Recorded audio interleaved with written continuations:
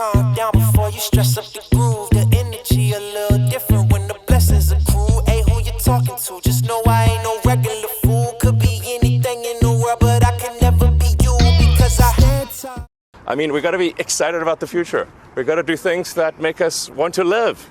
You know, it cannot always be about problems every day. I mean, do you want to wake up every morning and everything's just a problem? Well, what inspires you and what makes you excited about the future? There's got to be some things like that. You know, there are a lot of negative things in the world. There's a lot of terrible things that are happening all over the world, all the time. There are lots of problems that need to get solved. There's lots of things that are miserable and kind of get you down.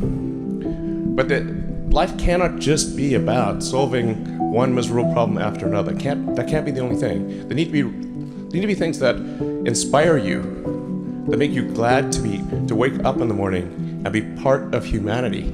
So what does super hard mean? Well, when my brother and I were starting our first company, instead of getting an apartment, we just rented a small office and we slept on the couch.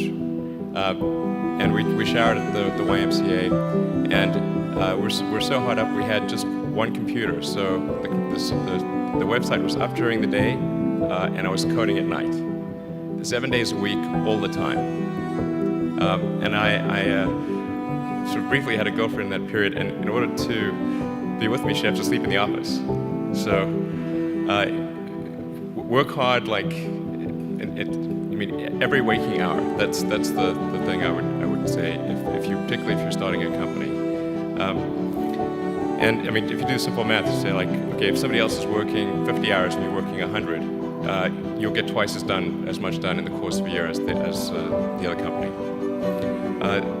The other thing I'd say is that if you're creating a company or if you're joining a company, the most important thing is to attract great people. So either join a group that's amazing that you really respect, or if you're building a company, you've got to gather great people. I mean, all a company is a group of people that have gathered together to create a product or service. And so depending upon how talented and hardworking that group is, and the degree to which they are focused cohesively in a good direction, that will determine the success of the company. So do everything you can to gather great people if you're creating a company. Signal over noise. A lot of companies get confused. They spend money on things that don't actually make the product better. So, for example, at Tesla, we've never spent any money on advertising. We put all of the money into R&D and manufacturing and design to try to make the car as good as possible. I think that's the way to go. So for any given company, just keep thinking about, are these efforts that people are expending, are they resulting in a better product or service? And if they're not, stop those efforts. But don't just follow the trend. So you may have heard me say that it's good to think in terms of the physics approach, or first principles, which is, rather than reasoning by analogy, you boil things down to the most fundamental truths you can imagine, and you reason up from there. And this is a good way to figure out if something really makes sense, or if it's just what everybody else is doing. It's hard to think that way. You can't think that way about everything. It takes a lot of effort. But if you're trying to do something new, it's the best way to think. You know, when you put your blood, sweat, and tears into creating something, or building something, it's like a child. Well, I certainly have lost many battles. So far, I've not lost a war, but I've certainly lost many battles. Oh, yeah, more than I can count, probably. I mean, we had many, at Tesla, we came many times close to bankruptcy. In fact, at the end of 2008, we were only a few days from bankruptcy. It was literally 2 days, 3 days. I gave basically both SpaceX and Tesla from the beginning a probability of less than 10% likely to succeed. In the beginning, I wouldn't even let my friends invest because I didn't want to lose their money. I thought it was like, you know, I'd rather lose my own money. We almost did die at SpaceX, actually. So I budgeted for 3 flights. I mean, technically, I did have a plan where I had money from PayPal. I had like about 180 million from PayPal. And I thought, you know, I'll allocate half of that to SpaceX and Tesla and Solar City, and that should be fine. I'll have 90 million, like, just lots, you know. But then what happened is things cost more and took longer than I thought. So I had a choice of either put the rest of the money in or the company's going to die.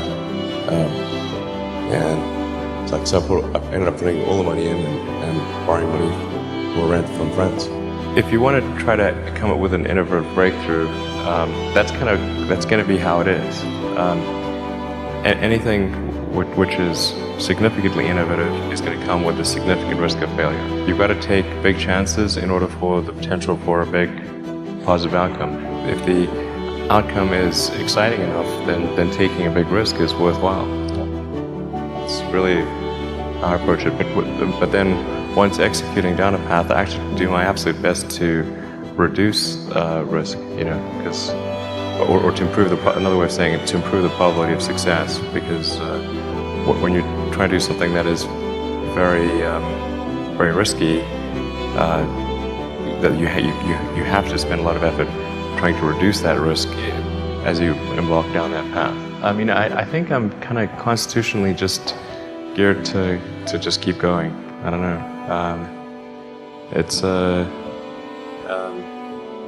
yeah. I mean, it just I don't know. I mean, it certainly there are times when things don't go well, and then that's quite dispiriting for sure. And so then it's difficult to proceed with the same level of enthusiasm. But I do think the things that we're doing are you know, pretty important to the future. And if we don't succeed, then you know, it's not clear what other things would succeed. And if we don't succeed, then we will be certainly pointed to as a reason why people shouldn't even try for these things. So I think it's important that we do whatever is necessary to keep going.